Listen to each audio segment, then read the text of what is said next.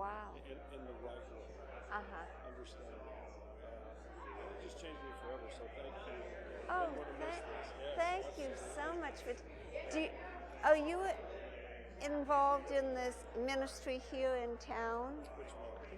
We passed something called Man for Oh Man. yes, I go there often. Okay. I don't know if you know Nick Vujicic. He's more with that Arms and Legs. He's an evangelist out of Texas.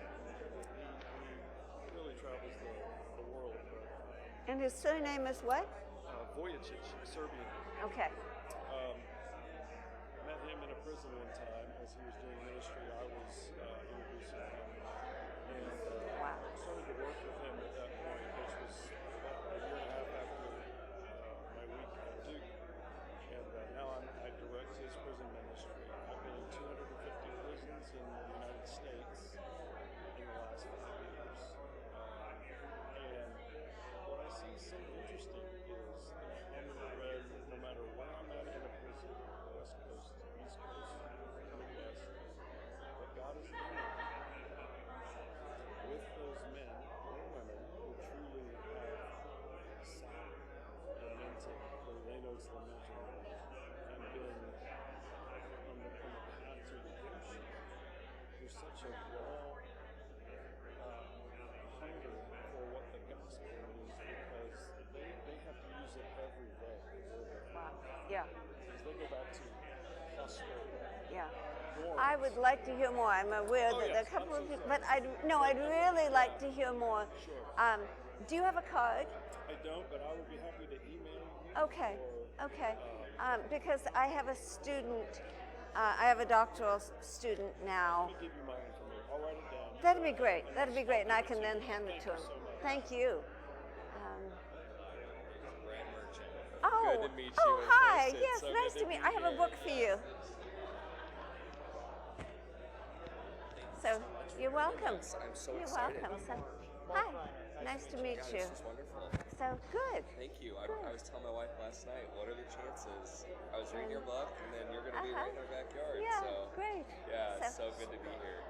And it's really good to meet you. And you're at Indianapolis? So, yeah, we both work and live in India. Yep. So Mark and I worked at the same church that I left about 6 months ago. Mark is leaving in about a month or two for another position somewhere else. Yeah, we're good friends, so it's fun to come here today. Yeah. And Indianapolis Theological Center. Now, there used to be something called Christian Theological. Yes, still around. Yeah. This is not the same. So there are 3 theological seminaries? It's unbelievable in the area. Wow. Yeah, it's unbelievable. And do they all have different flavors?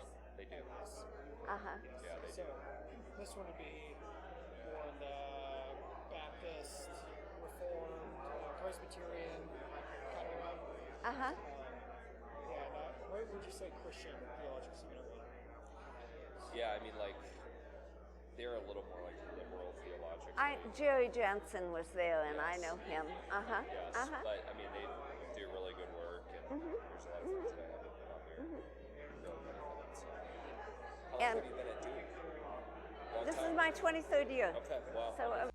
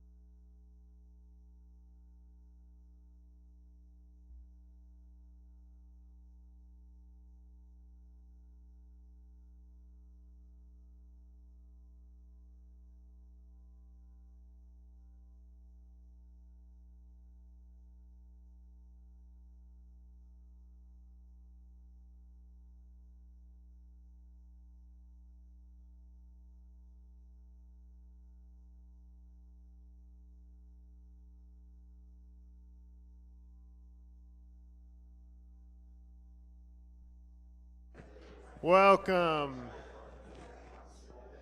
We're going to get started here with our second lecture. And I meant to pray last time, so I'm going to pray this time. We can forget prayer once, but not twice. So yes, welcome. If this is your first of the two lectures, this is Miller Chapel, and this is the 42nd Newell Lectures. We have Dr. Ellen Davis with us here, and the Newell Lectures were started by Arlo and Helen Newell, and we have representatives from the Newell family here on the front row, and so we're so glad to have this ongoing tradition. Let us pray. God, we come to you today mindful of all that's going on in the world, especially in the land where the book of Ruth is written from. And we just pray for your presence, for your comfort, that there would be less violence in this world, more peace in this world, more understanding, and the kind of understanding that comes only from you. God, we pray for the learning that's going to happen in these lectures, and be with us in this time. In Jesus' name, amen. Amen and amen. Thank you. So I'm just going to launch in because this lecture is a little on the long side, so I hope we'll have a bit of time for conversation afterwards. Everyone can hear me in the back? Okay.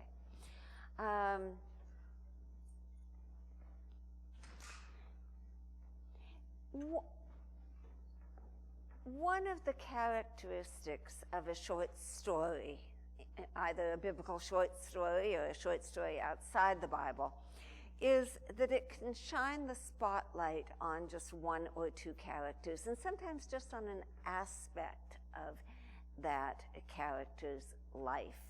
And so I want to focus this lecture on the question of the identity of Ruth, because that is the first and the last question around which this book revolves.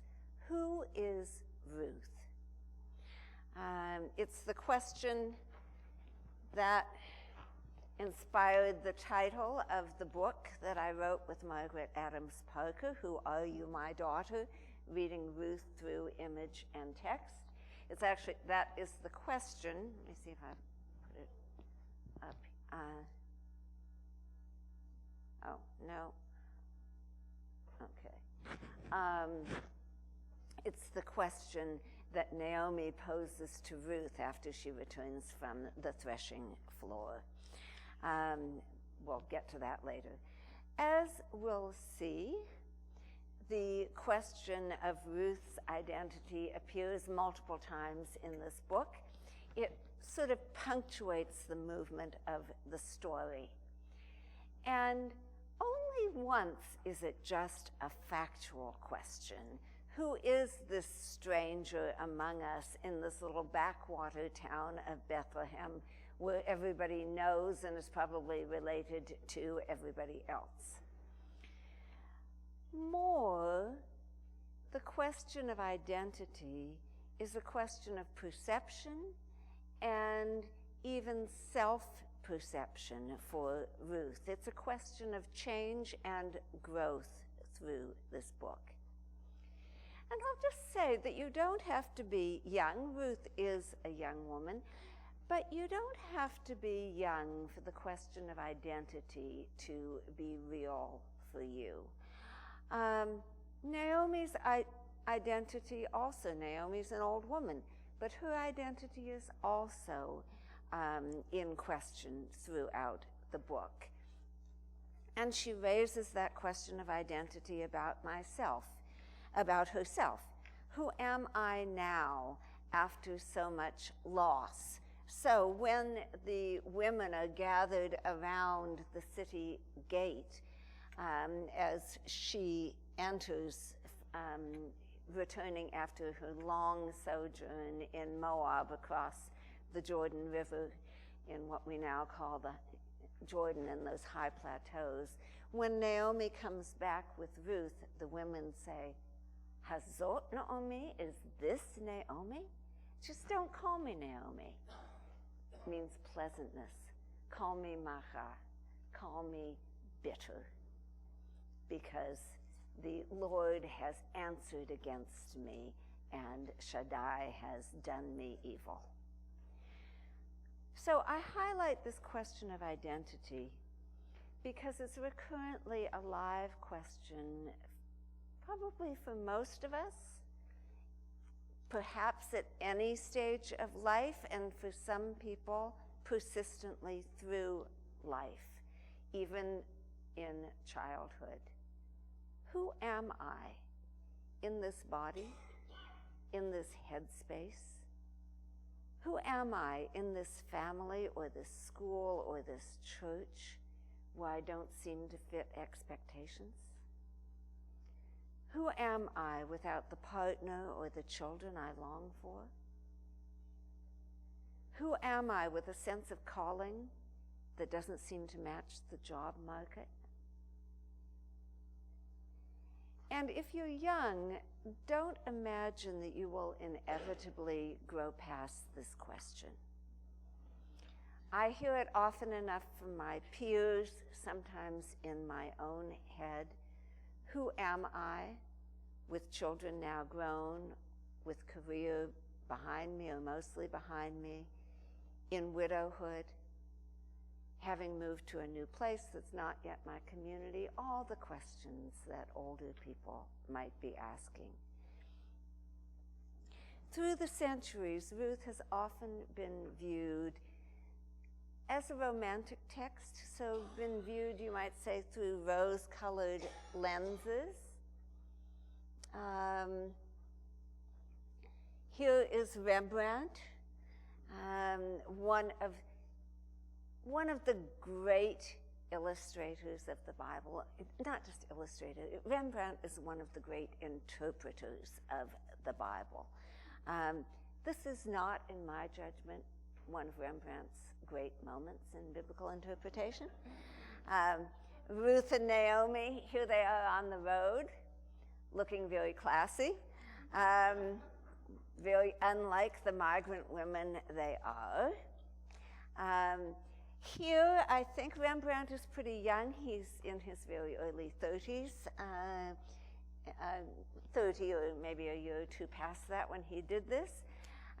He is, at this point, building up a clientele in Amsterdam.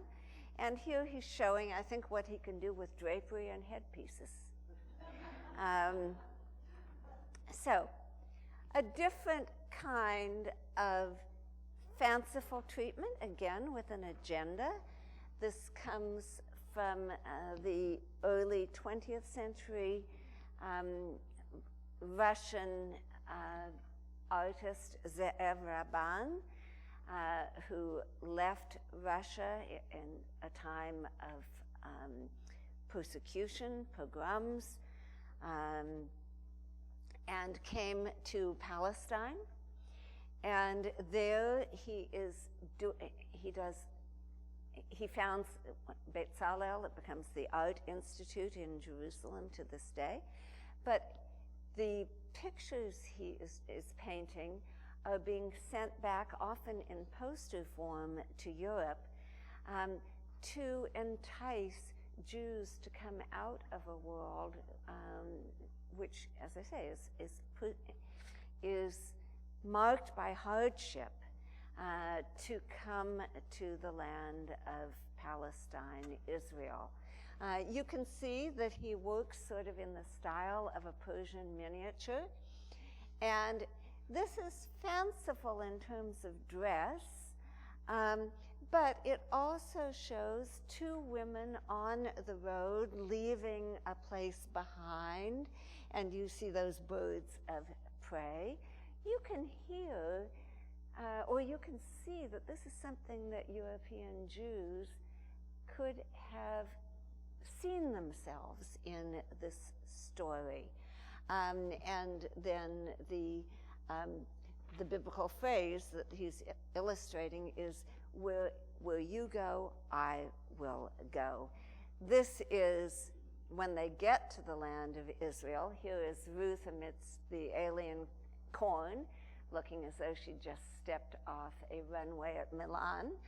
And here you can see that the promise of the land is being represented here. Again, these are pieces of art with an agenda.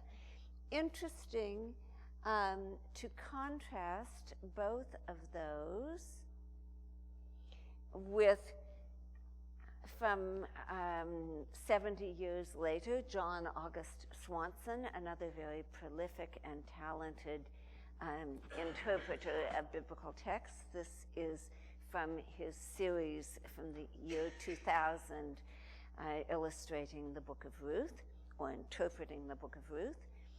And he, unlike the ones that we have just seen, he represents them as peasant women. He's influenced as an artist by his own family history. His mother's family left Mexico in the early 20th century in the Revolution. He's also influenced by the style of Mexican muralists. I think you can see some of that here. And I'll just point out a couple of things that I notice in here. Everything these women own is on their heads. Something poignant to me about that. In their heads or in those small baskets they're carrying. If you were here in the last session, we saw the women on the road. Let me see if okay, here's another image from Margaret Adams Parker. Quite different. In this one on the right, we noted that you really can't tell who's who. But here, there's a subtle difference. I don't know if you can see, but Naomi on the right, she's got a little more gray in her hair and she's got a walking stick.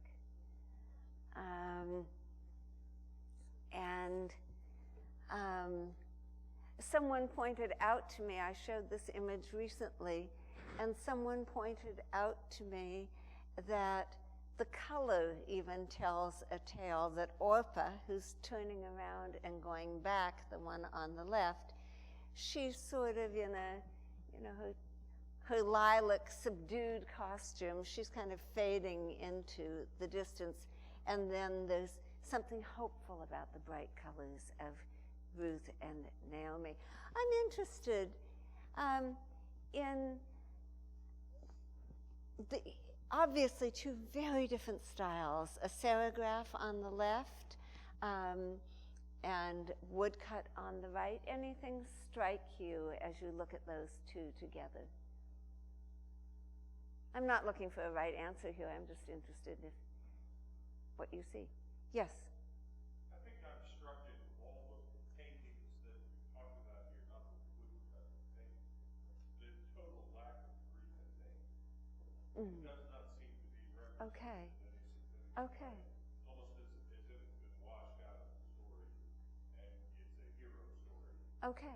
Without that. Okay. I think that's true to a great extent. Margaret Adams Parker, all of her work is highly emotive. John August Swanson characteristically does not do that. He's been influenced, I said he's influenced by the Mexican mural tradition, but also very much influenced by Russian iconography. And as you know, an icon is not attempting to be realistic. It's attempting to say something about these figures in their relationship to God. It's sort of making a theological statement rather than, we might say, a highly emotive statement. And I think maybe you can see that some of that contrast here. I was also I was thinking about this a few weeks ago. I was lecturing on Ruth, and just at that time, the New York Times had a front page story on the refugees, the South Sudanese who fled to Sudan in the north 10 years ago, 2012, 13, 14, and now fleeing back into South Sudan. And so there were pictures of these refugees, and particularly a group of women and children. I've done a lot of teaching in Sudan and South Sudan, so these are people I know well. What struck me about the pictures was, even though I've been there a great deal, once again, the color just hit me. Everything is bright. And these are people who have almost nothing. But when I was teaching this a few weeks ago, someone expressed, and I think many of us are drawn to the one on the right. And as one person said, I'm not distracted by the color as she felt she was here. And I thought, that's actually, I understand that completely, and I think I feel some of it. I think African women looking at these they'd find themselves on the left, not on the right. So there's kind of a cultural thing that we associate hard life with lack of color. And as far as I can tell, it says something that every time I leave South Sudan, they give me clothes. I think, we got to do something with this woman, Okay, so to our question of identity, who are Ruth and Naomi?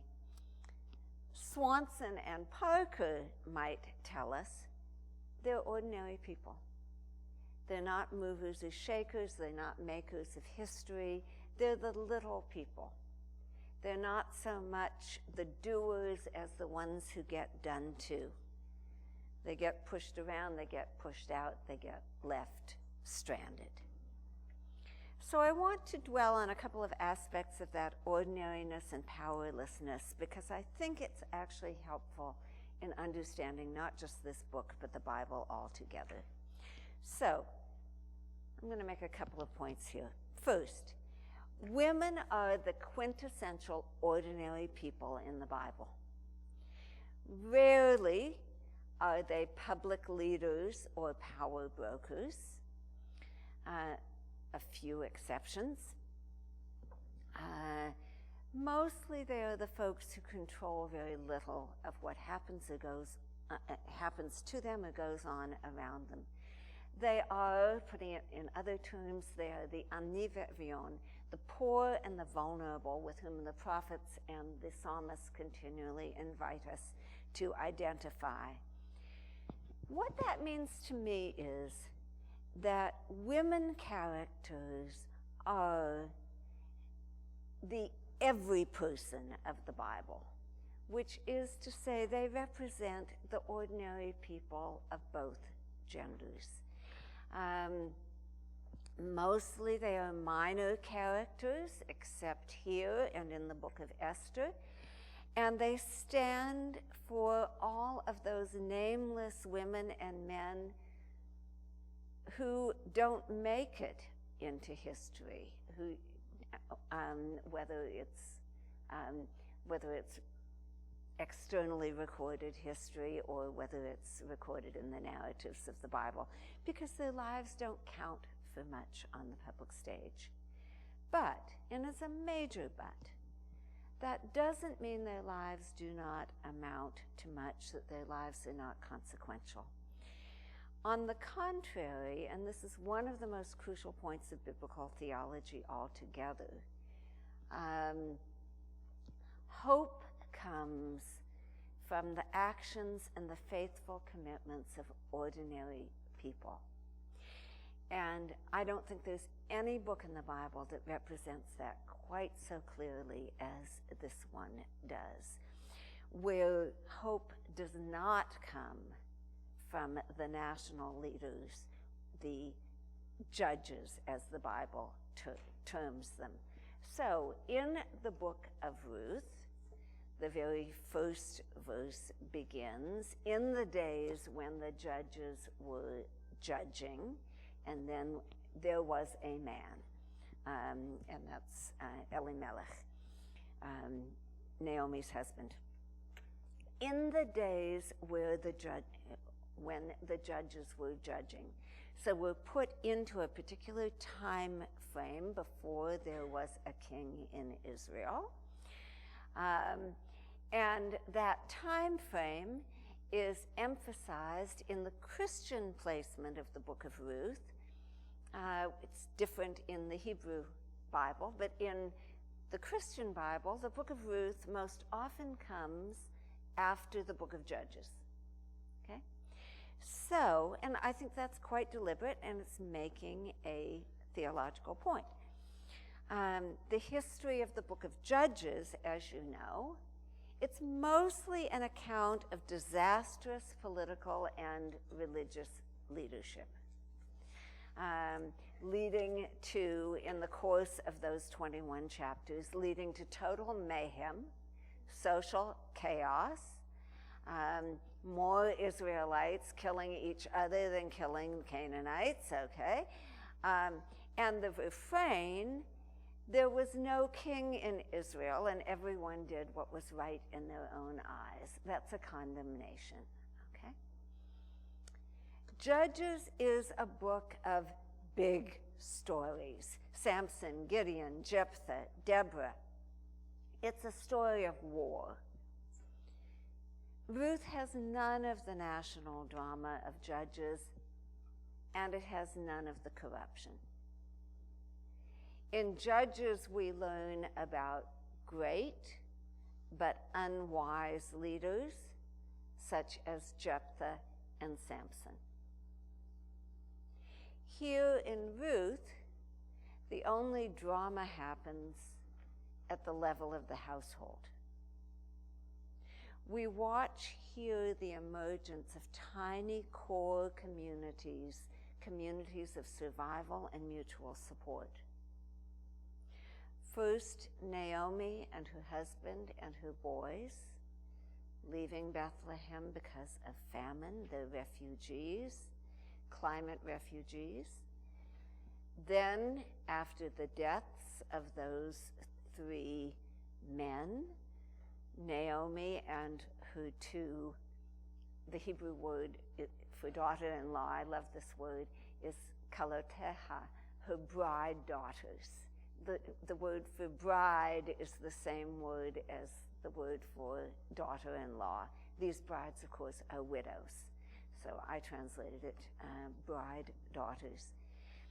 And then it's just 2, Naomi and Ruth, trekking through the wilderness, finding a way to survive in Bethlehem.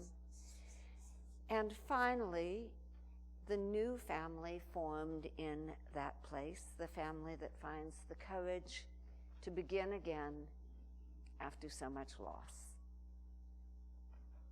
And we know, although the characters in the story probably don't know, we know that in birthing a baby at the end of the book, the baby who turns out to be the grandfather of David, they are planting the seed for, that's King David, they are planting the seed for an unimaginable future for a nation and the people of God. So if you look at the book of Ruth in the wake of the chaos of Judges, we hear the still small voice quietly pointing to how God's own hope for the future is beginning to be realized. A second and related point of biblical theology that we might find in this story. When faithful community empowers vulnerable people to take a risk together and for each other, a hopeful future is about to be born. Okay, I put it here. Okay. I put a lot of italics here because I thought it was important. Okay. I think it's one of my better statements. Okay. When faithful community empowers vulnerable people to take a risk together and for each other. A hopeful future is about to be born. So both of these women, Ruth and Naomi, they are risk takers, which is to say they are both strong and vulnerable. We may not put those two qualities together, strength and vulnerability, often enough, but think about it. You can't really take a risk unless you're vulnerable. It's not a risk otherwise if you know what's going to happen. Ruth takes the completely unnecessary risk of leaving home and leaving her birth family behind, doing it over Naomi's instructions and objections. She takes that risk in order to accompany this old woman to Bethlehem, a place she has never been and is unlikely to be welcomed. It's Naomi's home she's going back to. But Naomi's plan to go home is itself risky and mostly illogical. There's no one left in Bethlehem to take care of Naomi. She has no one now except Ruth, a stranger in a strange land. And as soon as they get to Bethlehem, Ruth knows what she can and must do. I'm not sure if I have a big image of that. No, I'll leave it here. So it's the image that accompanies this one. When she says, it's the phrase that accompanies that image on the left, when she says, I've got to go out to the field and glean. And Peggy Parker has emphasized her strong hands because life is going to depend upon those hands. Gleaning is, as you know, it's the work of the poor to this day. The landless, the migrant, the foreigner, those who live by the leftovers of the landowners. Both women are going to depend upon the strength of those hands. And so, to my eyes, Peggy Parker has depicted Ruth as a vulnerable protector. And that becomes clear in her status as vulnerable protector, becomes clear in the scene in the field when she actually goes out gleaning. The very first question that Boaz, the landowner, asks when he sees the stranger working in his field points to Ruth's vulnerability. He says, to whom does this young girl, this young worker girl, belong? Lemihana acha hasot. To whom? Not who is she, but whose is she? Because Boaz knows that a woman has no independent standing in the eyes of that culture. And I'll return to this image in a minute. But I'm going to show you another image of Boaz seeing Ruth for the first time. Jacob Steinhardt. I find this image quite intriguing. We're looking out at Ruth, and this time we're standing behind Boaz's eyes. So we're seeing her as, see the difference? Here we're seeing all of them from an outside perspective, but in this one I think we're sort of seeing what Boaz sees. And as I look at this, what's evident to me is she looks like a dancer. She's got a supple kind of strength. And she mirrors the place where she is. Do you see how the curve of her body is sort of like It's sort of like the clouds, it's kind of like the hills, it's kind of like even the bending of the sheaves. Ruth is a foreigner, and this is what we're told by the answer to Boaz's question, to whom does she belong? The young man who's over the field says, she's a young Moabite worker girl, the one who came back with Naomi from the territory of Moab. Well, Naomi came back. Ruth wasn't coming back. She was coming to a place she'd never been. But the way Jacob Steinhardt has represented her, she can bend to fit her place. She's got a kind of belonging here. But going back again to that question, whose is she? She is someone who doesn't belong here, and yet she's making herself belong, so to speak, for the sake of Naomi. And in that role, both vulnerable and protective, she stands for countless people, many, though not all of them women, who live in precarious situations themselves and yet take on the additional risk and the struggle of caring for the very old or the very young, the sick or the permanently frail. But soon, Ruth will herself be on the receiving end of protection from none other than Boaz. And as we'll see, Boaz shortly recognizes and honors Ruth for her loyalty. He makes sure that he's heard of her. He makes sure that no one harasses her out in the field, that she has food and water, that she has a good amount of grain to take home for Naomi. And this is the first time that Ruth speaks to Boaz after he has given her directions to stick with the women in the field, don't let the young man harass you. There's food and water for you. And this is her response to him. She goes down on her face before him, and she says, "Why have I found favor in your eyes that you should recognize me when I am just a foreigner?"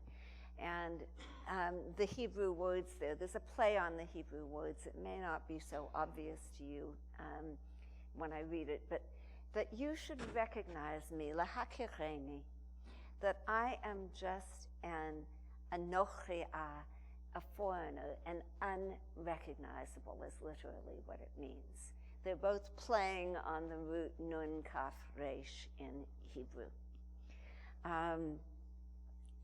So in recognizing the unrecognizable, recognizing Ruth, the foreigner, Boaz is crossing a cultural border, even in his own field, quietly challenging the kinship-based social structure where everyone knew everyone else in town, as I've said, and most importantly, their sense of obligation lay with their Israelite neighbors.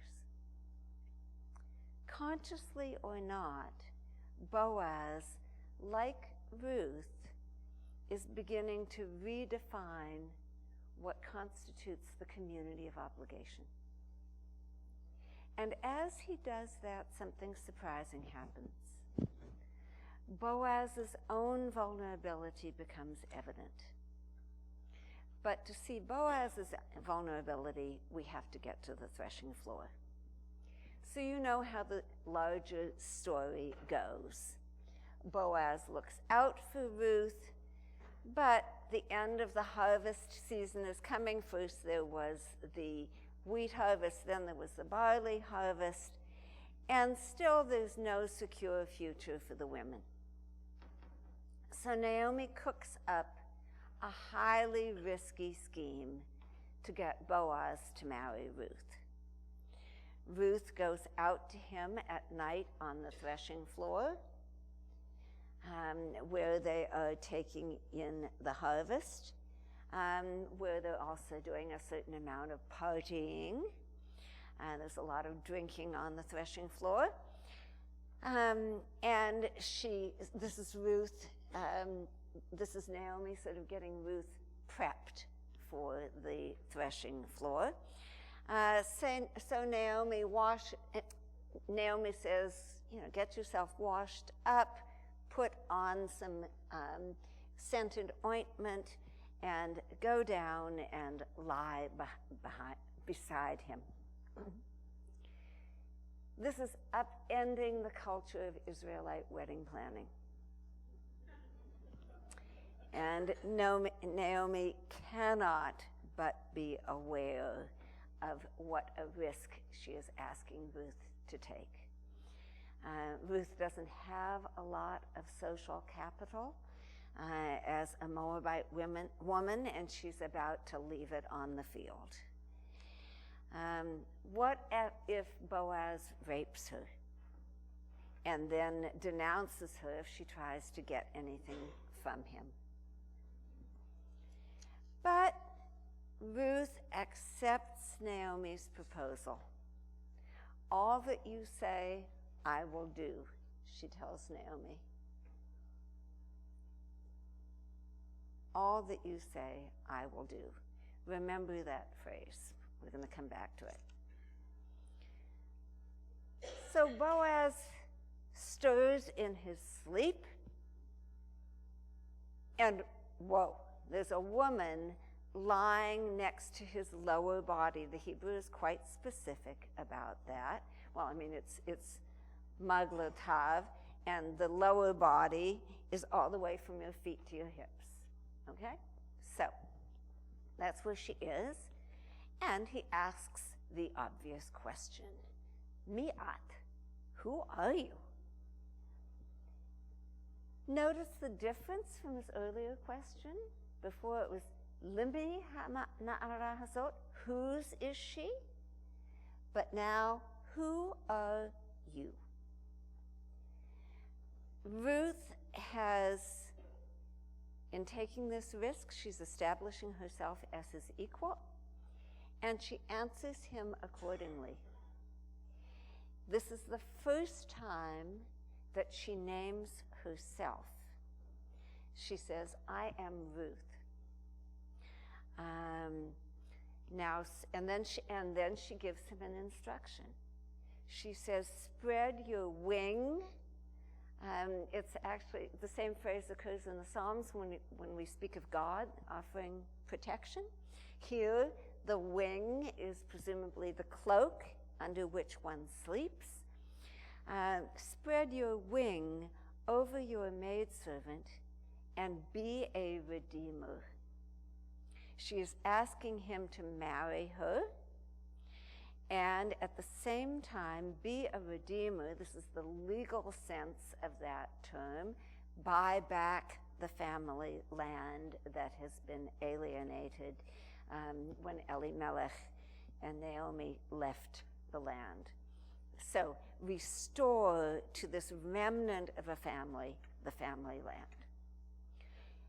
The vulnerable protector, Ruth, is now asking for legal and economic protection from Boaz. And his answer to her is astonishing. He blesses her with an emotional openness that has no clear parallel any place in the Bible. Boaz, who is specifically called here a man who is well set up in life. He's ish gibor chayil. That means he is not lacking in social security, material security, physical strength. But Boaz the man of substance thanks this near stranger quite poignantly for choosing him. He says, this is an even greater act of chesed, of covenant loyalty, than you did before, because you have not gone after the young men, either rich or poor. How emotionally vulnerable is that? It exceeds even what she gave to Naomi. And it discloses at the same time, this man who seems to lack for nothing except perhaps except companionship. And so he blesses her for her kindness to him and agrees to her proposal in exactly the same words that Ruth used to Naomi earlier that same night. All that you say, I will do. It's a deliberate echo. And what it tells us is that in this emergent community of mutual caring, each person knows the moment to defer to the wisdom of the other. Naomi helps Ruth find the courage to come to Boaz in his loneliness, and he's grateful. And Ruth helps Boaz find the courage to claim her as a wife in front of this community, to take in the foreigner as his wife, and to create a new community. All that you say, I will do, each one honoring the risk taken by the other, each tough, determined individual giving up the impoverished security of going it alone and trusting the future into the hands of a now beloved other.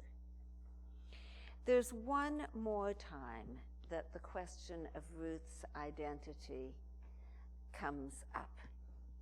And that's when Naomi asks her, when she comes back from the threshing floor with her mantle filled with grain, Mi'at biti, who are you, my daughter?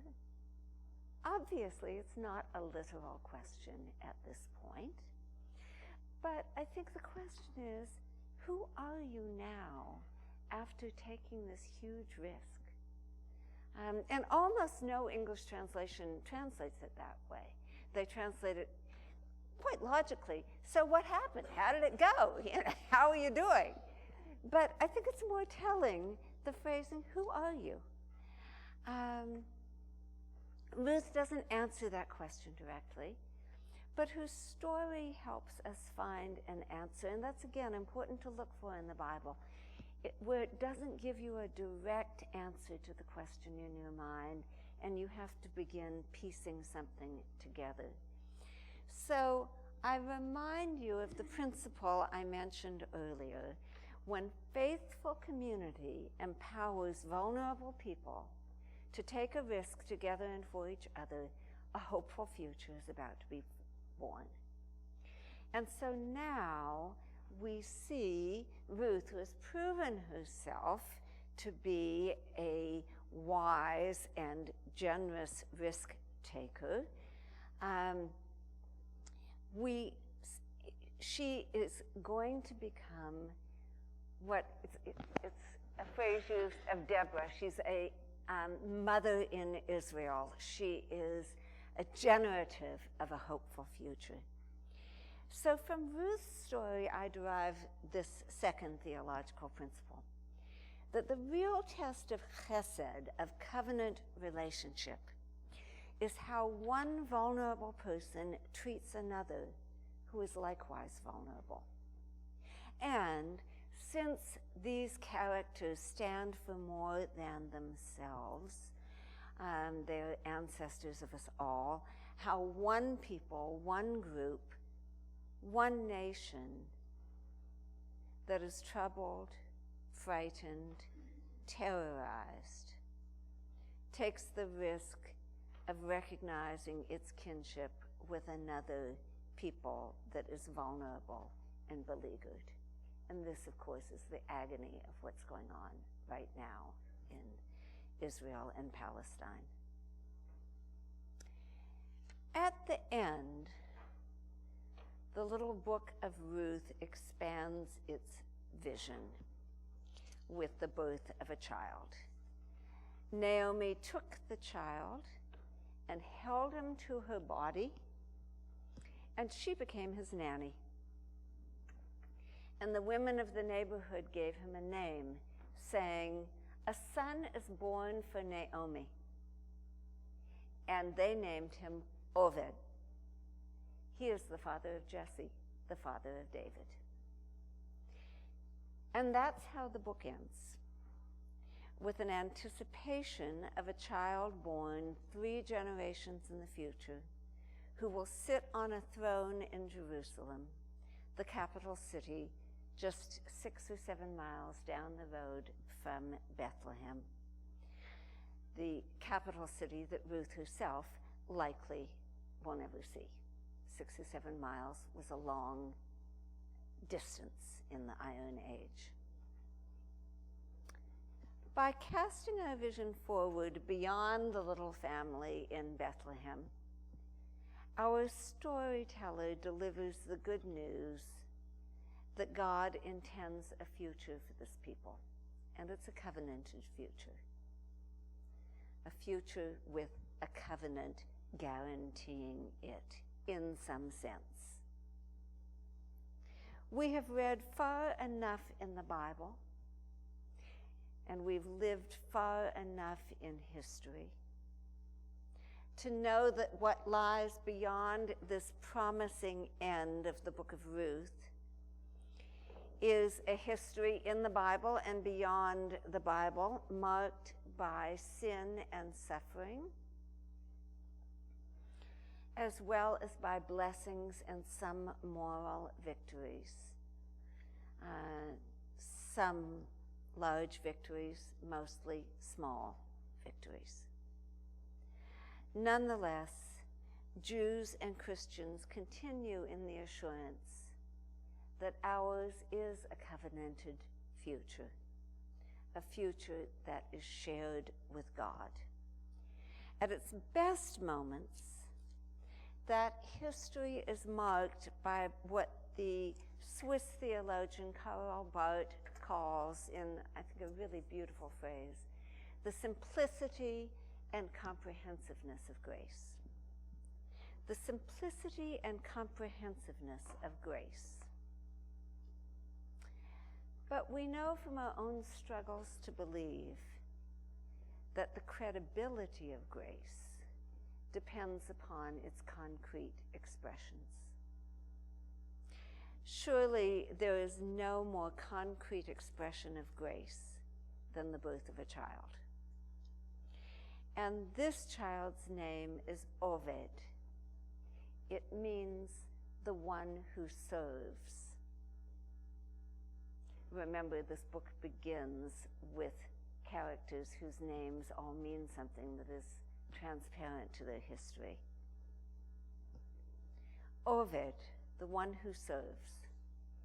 It's a modest name, coming at the end of a modest story that teaches us much about the grace of serving the needs, spoken and unspoken needs, of the other, and how such service opens up a future. Thank you.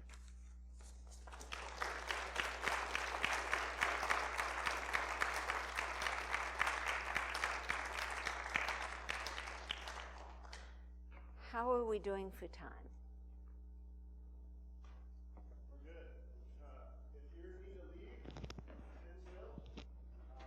if you don't want to leave, we have 10 more minutes of discussion. Okay. Yeah.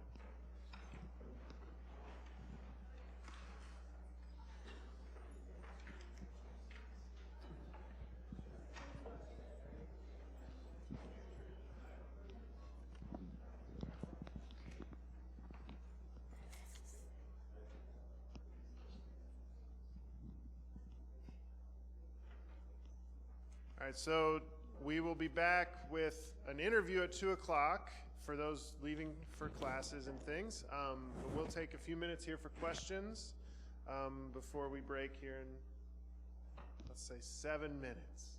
Questions, comments? Yeah.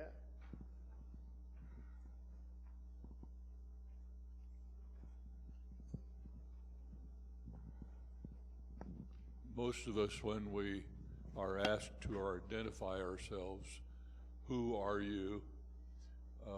We give the name of our nation. I'm a Canadian, I'm Kenyan. It's intriguing to me to know to what extent Ruth was a Moabite. You know, did she identify herself as a Moabite, part of that culture, which was different from Naomi's home culture back in Israel? And did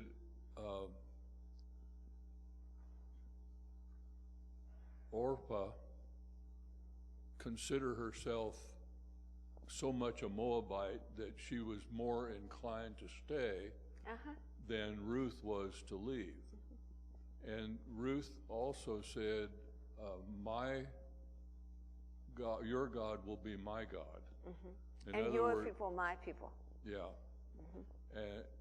And so Ruth had somehow abandoned her culture, so to speak. And Yeah, I wonder what happened between those two girls, and why they did not accept the culture of Naomi and her sons, or their husbands, or did. Right. To what extent? I'm going to receive this as a comment rather than a question, because of course I don't know the answer. The story doesn't tell us. And so, but I'll just make a comment in response to your comment. And one is that the phrasing in the Hebrew in that, I think it was in the first lecture, so I don't know if everyone heard that, but when she says, don't keep on at me about abandoning you, and where you go, I will go. And the phrasing is so terse in Hebrew, so it really stands out. She says, she doesn't even say your people will be my people. She just says your people, my people. Amecha mi. Ve'elohai, Elohai. And your God, my God. It's just, it's fait accompli. Okay? But how she got there, we don't really know. And telling that both daughters come out on the road with her. I mean, Orpah goes some distance with her, even if she eventually turns back, because Naomi told her to. So you're seeing,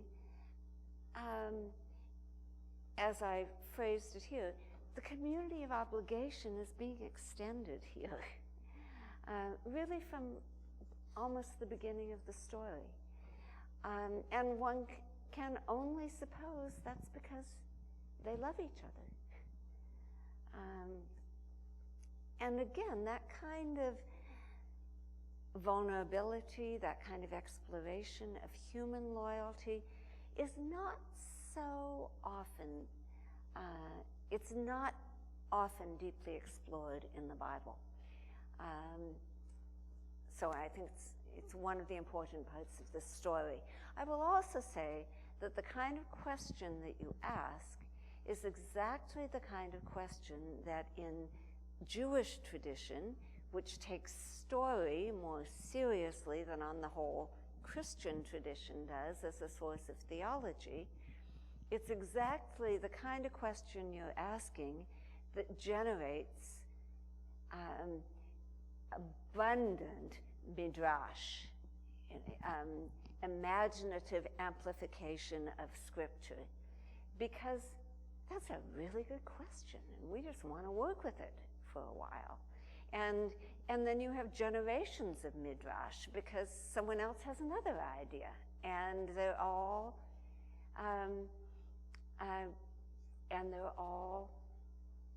generative ideas. So I think it's quite interesting to look at Christian theological tradition or traditions, Western Christian theological traditions and Jewish theological traditions side by side, and just see what kind of generates more ideas. And I think on the whole, Jewish tradition finds story highly generative. There are also philosophical traditions, and there are legal traditions. Christian tradition seems to find doctrinal and philosophical traditions and lines of inquiry more compelling. And those are just different ways of thinking theologically. And they're not mutually exclusive, as I say, but there's a dominance of one or the other. I find that interesting. One last question. Yes.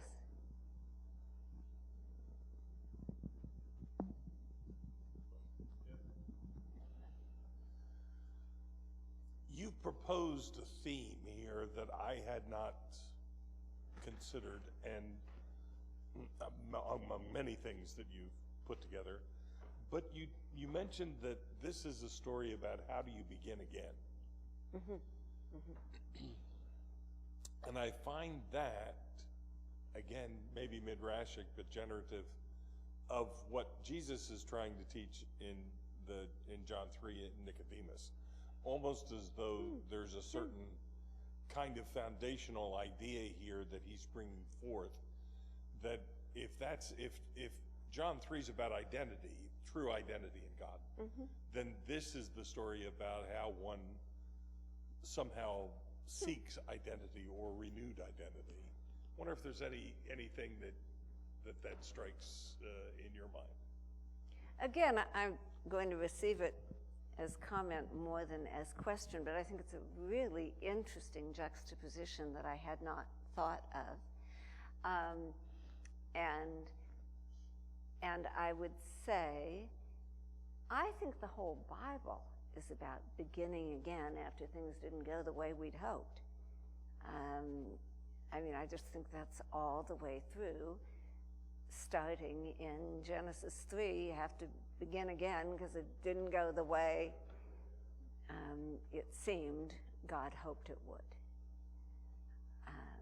But I think that's a quite fascinating way of thinking about Nicodemus, as in light of the story. Now it makes me think, and I may well do this, that it would be fun to lecture on that story after this, because again, as you say, the question of identity. And so thank you. All right, well, thank you for coming. I hope you'll come back at 2 o'clock for the interview conversation. We've already had some time in the car working it out. I think we'll be all right, but to be quite honest, I'll have enough fun even if no one shows up. If no one shows up, we're going to a warmer room. That is also true. So thank you for coming. And once again, the books, if you're interested in looking at the books, they're out on the table. If you want to look at the books with the wood cuttings, 2 copies of that are up here to look through, and see you back at 2. Thank you.